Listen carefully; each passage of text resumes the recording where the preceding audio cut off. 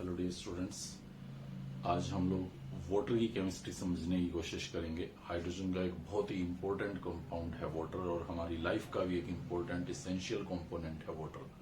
हमारी बॉडी लगभग 65% water poses करती है। अर्थ पे मेजर कंपोनेंट वाटर ही है। वाटर का मेन सोर्स हमारे पास अप्रोक्सीमेट 97% ओशियंस के अंदर वाटर स्टोर्ड है। प्रिपरेशन के लिए हमें किसी तरह की कोई रिएक्शंस देखनी नहीं होती है, नेचर में ऑलरेडी मौजूद है, साइड प्रोडक्ट्स की फॉर्म में बनता हुआ कई रिएक्शंस में, हमें उसके ऊपर कोई वर्कआउट करने की जरूरत नहीं है। हम यहाँ पे उसके स्ट्रक्चर, उसकी प्रॉपर्टीज और उससे रिलेटेड एक और टर्म हार्डनेस को समझने की यहाँ पे कोशिश करेंगे। तो हम लोग वाटर से सबसे पहले शुरू करते हैं। वाटर, अगर मैं स्ट्रक्चर के पॉइंट ऑफ व्यू से बात करूं तो एक वी शेप का मॉलिक्यूल है। डिस्क्रीट गैसियस फॉर्म में ये मॉलिक्यूल इस तरह से 105 डिग्री एंगल के साथ एग्जिस्ट करता है। यहां ऑक्सीजन अपनी ग्राउंड स्टेट में 4 इलेक्ट्रॉन पोजेस करती थी। ये बात ऑलरेडी हम लोगों ने केमिकल बॉन्डिंग के अंदर भी देखी है, पढ़ी है। उसकी ये 2s और 2p ऑर्बिटल्स मिक्सिंग करके, हाइब्रिडाइजेशन करके sp3 hybridised structure geometry prepare करती हैं, जिसमें ये 4 हाइब्रिड ऑर्बिटल 109 डिग्री एंगल पे जेन्युइनली सेटल होनी चाहिए थी, जैसा कि हमें बॉन्डिंग में पढ़ाया जाता था।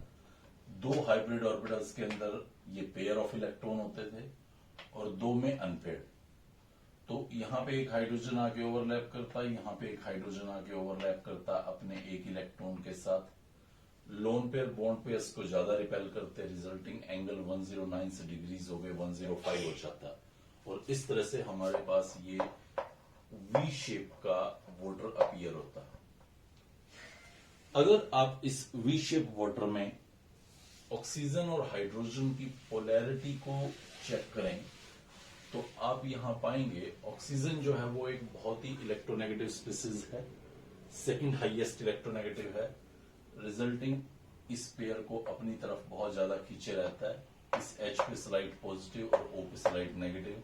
सिमिलरली इधर से भी ऑक्सीजन इस पेयर को अपनी तरफ खींचे रहता है, रिजल्टिंग इस H पे पॉजिटिव और इस O पे स्लाइड नेगेटिव। तो इस तरह से ये एक हाईली पोलर हमारे पास मॉलिक्यूल है, जिसका बहुत ही ज्यादा डाइपोल मोमेंट होता है, अप्रोक्सीमेट 1.8 डिबाई।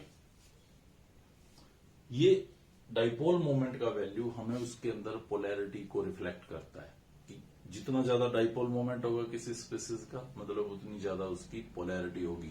और रिकॉल कर सकते हैं ये डाइपोल मोमेंट होता क्या था, जो ये चार्ज वैल्यू है और जो इन दोनों चार्जेस के बीच का डिस्टेंस है, उसका जो प्रोडक्ट होता था उसको हम बोलते थे डाइपोल मोमेंट।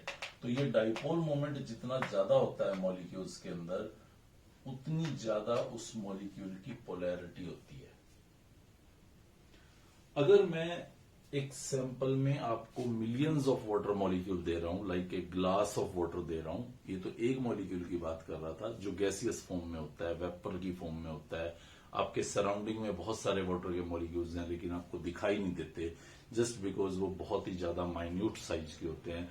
लेकिन जब ग्लास में आपको लिक्विड वाटर दिया जाता है तो वो मिलियंस ऑफ मॉलिक्यूल्स होते हैं, मिलियन ट्रिलियंस ऑफ मॉलिक्यूल्स होते हैं, जो इकट्ठे आपको एक पर्टिकुलर शेप में दिखाई देते हैं।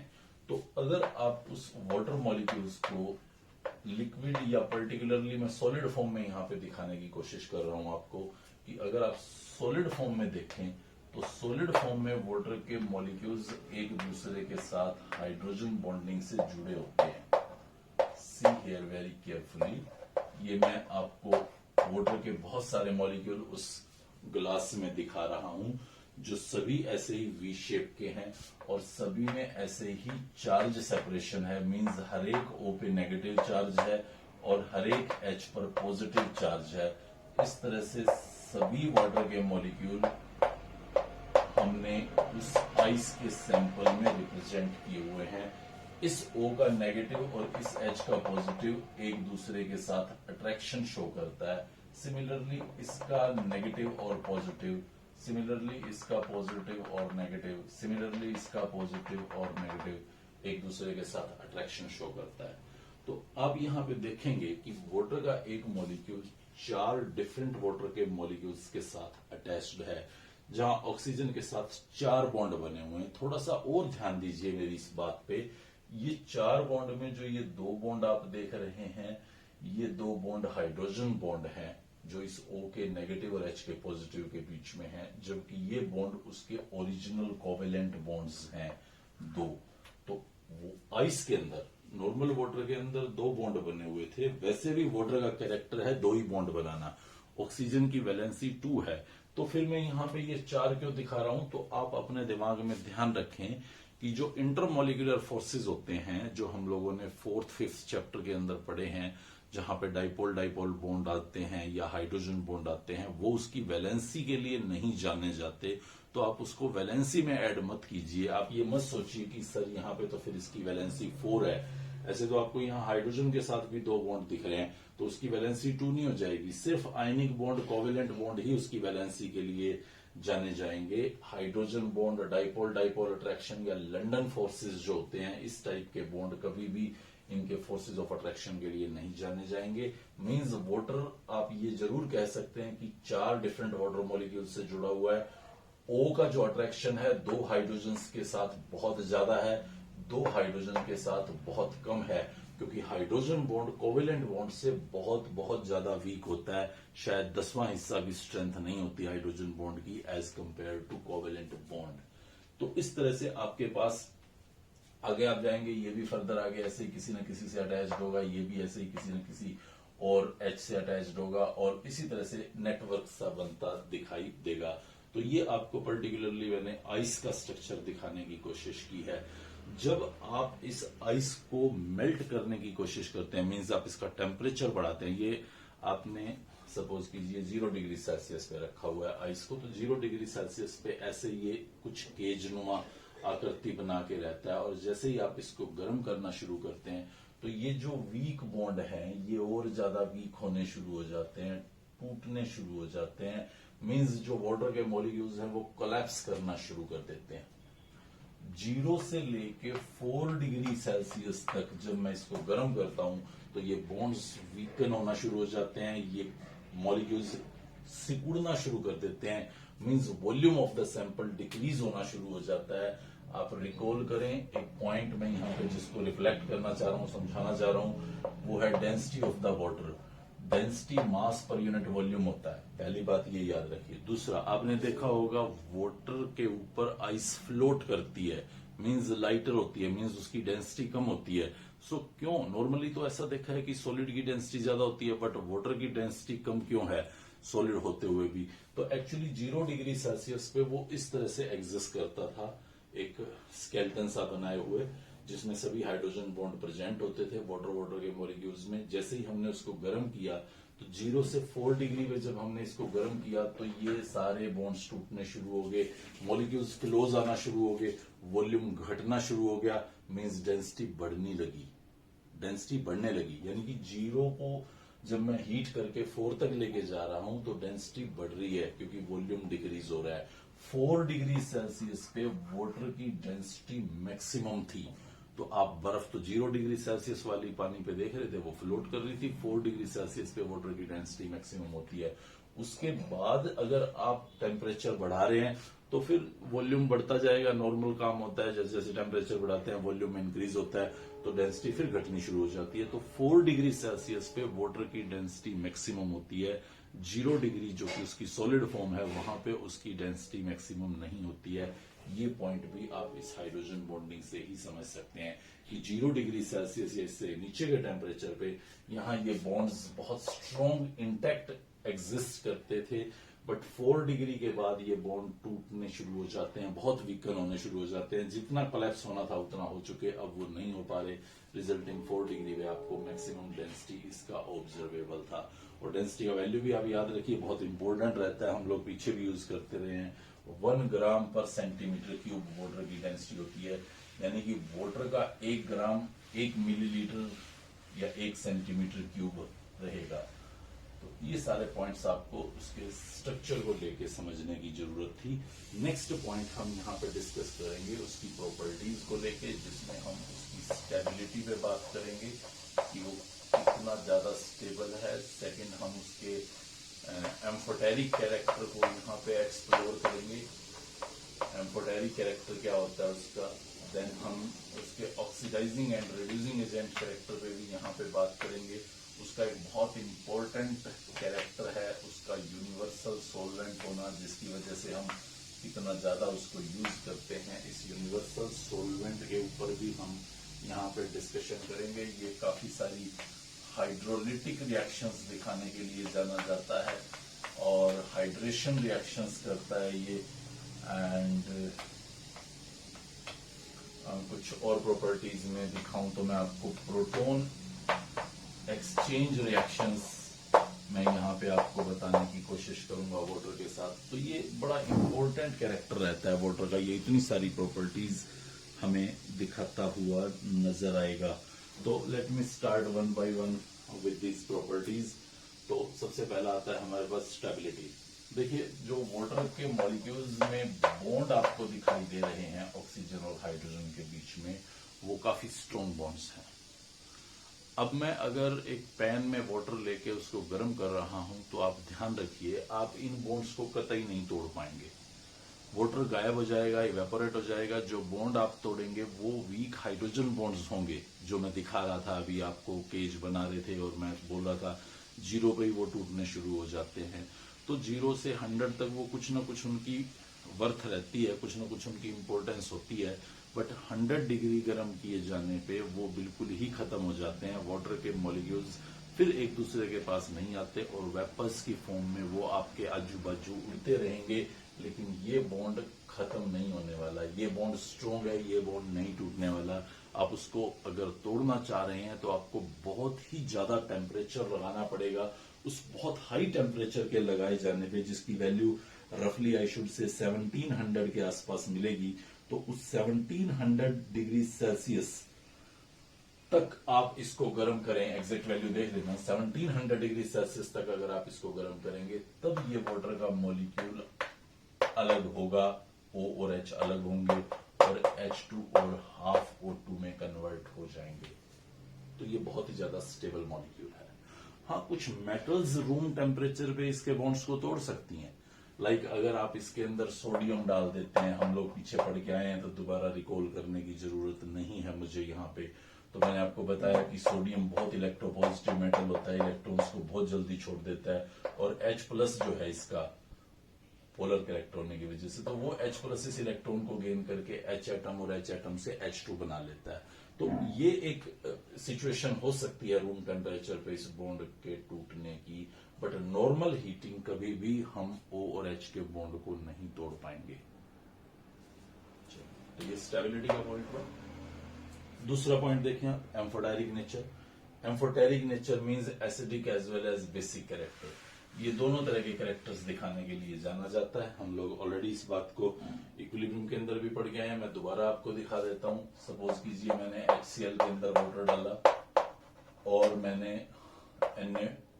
अमोनिया के अंदर वाटर डाला, तो दोनों में क्या सीन होता था? HCl अपने H प्लस को छोड़ता, resulting H3O plus Cl negative बन जाता, जबकि अमोनिया वाटर से H प्लस को लेता, अमोनियम प्लस OH नेगेटिव बन जाता। तो यहां पे अगर आप देखेंगे तो वाटर ने H प्लस को एक्सेप्ट किया है, तो प्रोटॉन एक्सेप्टर बेस होते हैं। जबकि यहां पे देखेंगे तो आप वाटर ने H प्लस को डोनेट किया है, छोड़ा है, OH बन गया खुद वो, तो H प्लस को छोड़ने वाला एसिड होता है। मतलब आप देख पा रहे हैं अमोनिया में वो एसिड की तरह से एक्ट कर रहा है और HCl में वो बेस की तरह से एक्ट कर रहा है। और क्योंकि कोई भी स्पीसीज जो एसिड और बेस दोनों तरह से बिहेव कर सकती है, तो हम ये बोलते हैं कि वो एम्फोटेरिक कैरेक्टर का है। तो आप यहाँ देख पा रहे हैं कि वाटर एक एम्फोटेरिक कैरेक्टर का स्पीसीज है। नेक्स्ट देखें, बहुत ही इंपॉर्टेंट पॉइंट है ये, ऑक्सीडाइजिंग एंड रिड्यूसिंग एजेंट्स। तो ऑक्सीडाइजिंग एंड रिड्यूसिंग एजेंट का मतलब क्या होता है? जो ऑक्सीडेशन में भी हेल्प करे और रिडक्शन में भी हेल्प करे। मतलब खुद रिडक्शन भी शो करे और ऑक्सीडेशन भी शो करे। तो आप यहां पे देखें H2O है।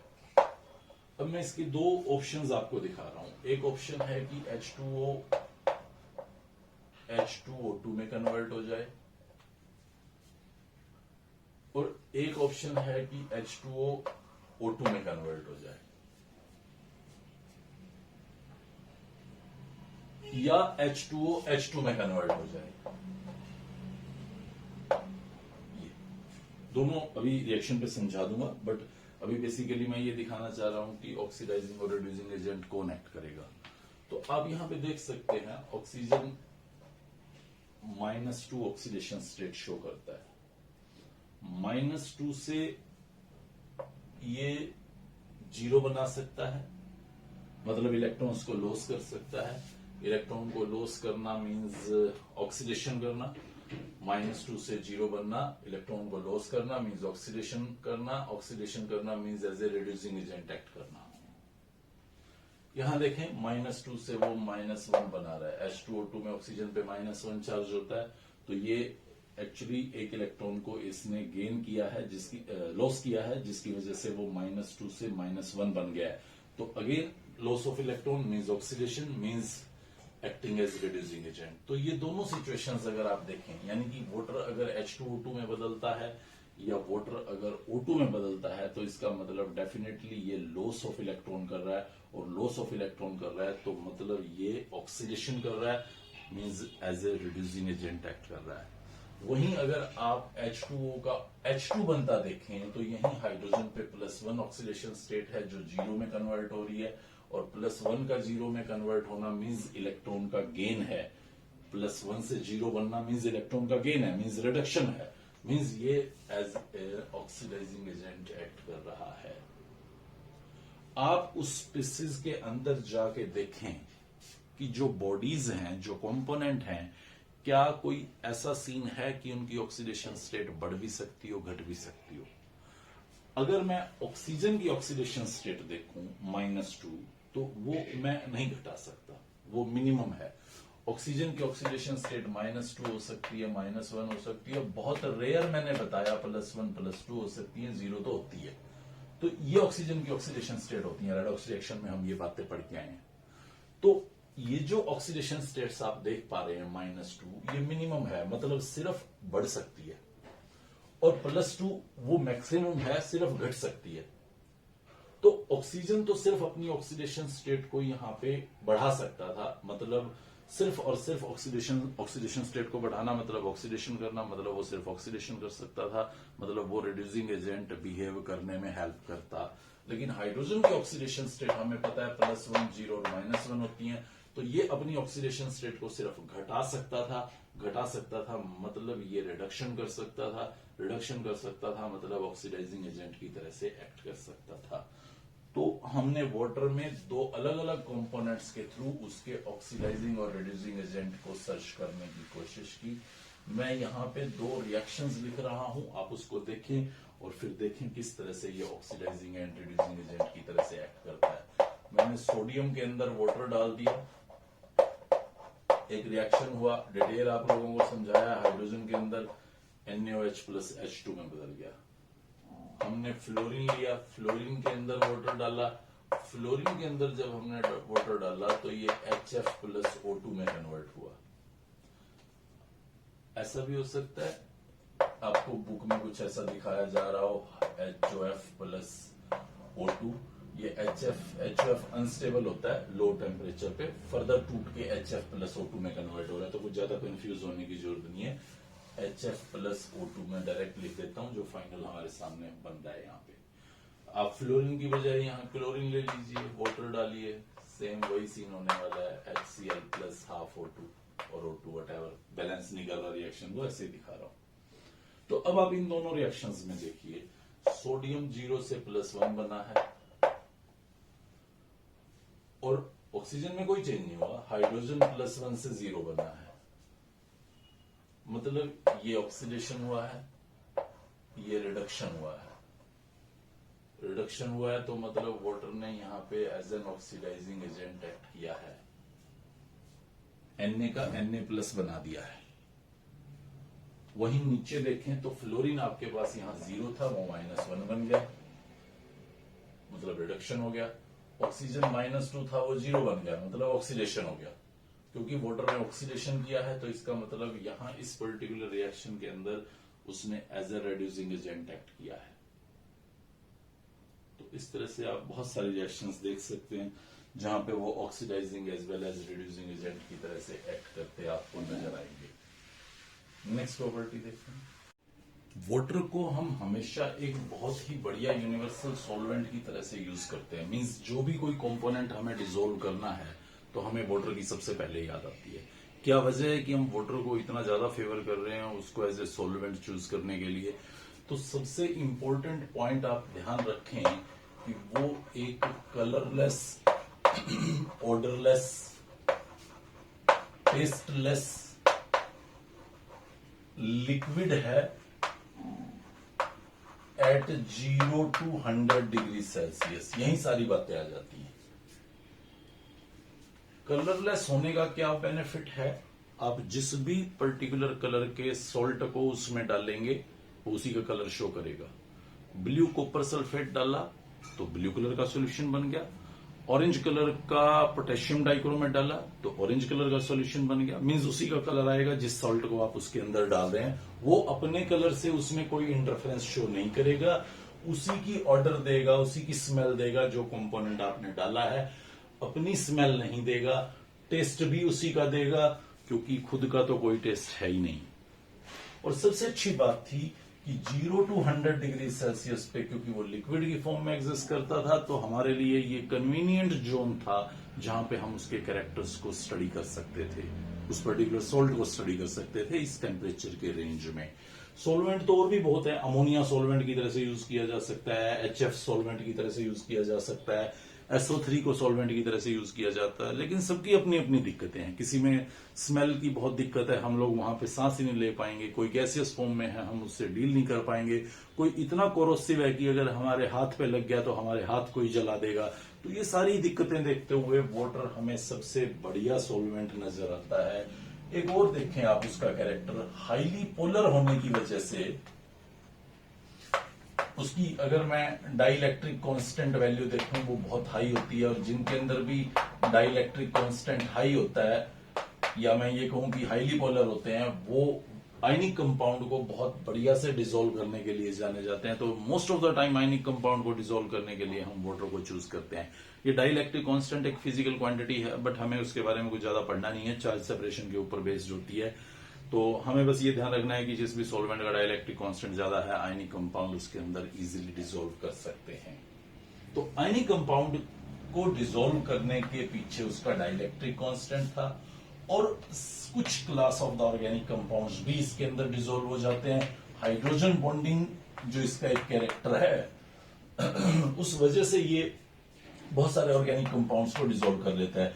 जैसे मैं आपको ये एक ऑर्गेनिक कंपाउंड दिखा रहा हूं, प्रोपेन।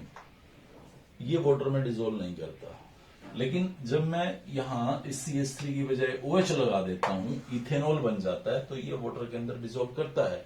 तो ये जो वाटर के अंदर डिसॉल्व करने के पीछे वजह है वो ये पार्ट है जो वाटर के साथ हाइड्रोजन बॉन्डिंग करेगा, रिजल्टिंग ये ऑर्गेनिक कंपाउंड्स को भी डिसॉल्व कर सकता है, इनऑर्गेनिक कंपाउंड को भी डिसॉल्व कर सकता है और उसके ये सारे फीचर्स उसे एक बहुत ही अच्छा सॉल्वेंट बनाते हैं।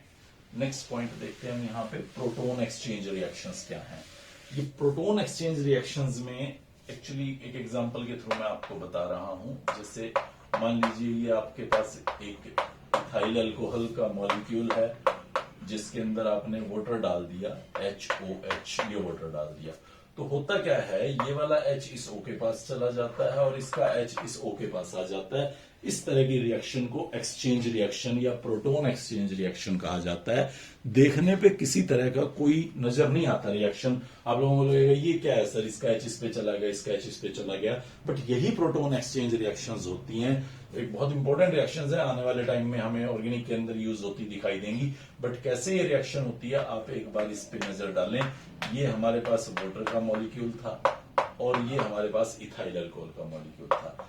इसके H पे प्लस चार्ज है, वो इसके H पे भी है, just because of the more electronegativity of oxygen ये इसके H प्लस को स्नैच कर लेता है, यहां से छीन लेता है, क्योंकि पॉजिटिव चार्ज बहुत ज्यादा है, इसके पास लोन पेयर्स हैं, ये इसको खींच लेगा और खींचने के बाद आपके पास ये बनता है कुछ इस तरह का एक स्पेसिस, जहां O ने इस H को कोऑर्डिनेट बॉन्ड के थ्रू कनेक्ट कर लिया, O पे पॉजिटिव चार्ज आ गया।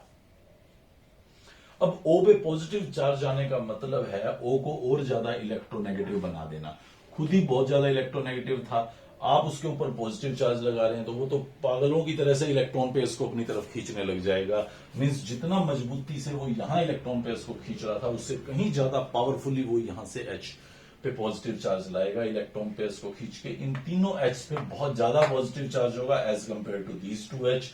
रिजल्टिंग ये जो नेगेटिव चार्ज आप देख रहे हैं ये किसी भी एक H प्लस को, जरूरी नहीं है जो इससे छीना गया हो उसी H प्लस पे अटैक करे, उन तीनों में किसी भी एक H प्लस पे अटैक कर सकता है और वापस इथाइल अल्कोहल प्लस वाटर बना सकता है। ये इक्विलिब्रियम सॉर्ट ऑफ एग्जिस्ट करने वाली रिएक्शन में इस तरह का प्रोटॉन एक्सचेंज होता रहेगा, एक कॉमन प्रोसेस रहता है। आप कोई और एग्जांपल देखें, जैसे मैं एसिटिक एसिड दिखाऊं और यहां पे वाटर डाल दूं तो यहां पे भी ठीक इसी तरह से प्रोटॉन एक्सचेंज होता रहेगा।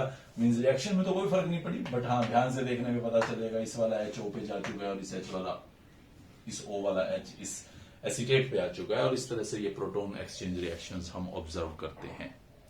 तो ये सारा का सारा हम लोगों ने पढ़ा यहाँ पे पर्टिकुलरली प्रॉपर्टीज ऑफ वाटर को लेके। और नेक्स्ट पॉइंट हमारे पास यहाँ पे रहेगा जिसको हमें डिस्कस करना है और वो है hardness in water.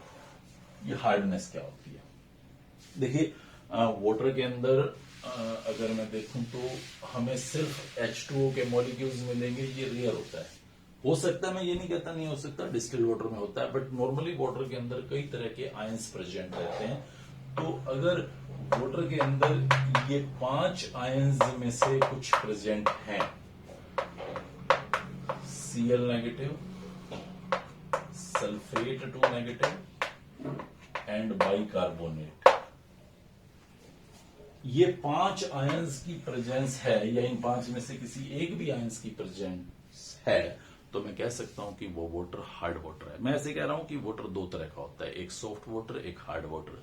Hardness in ions की वजह से है, इन आयंस की प्रेजेंस वाटर के अंदर हार्डनेस क्रिएट करती है।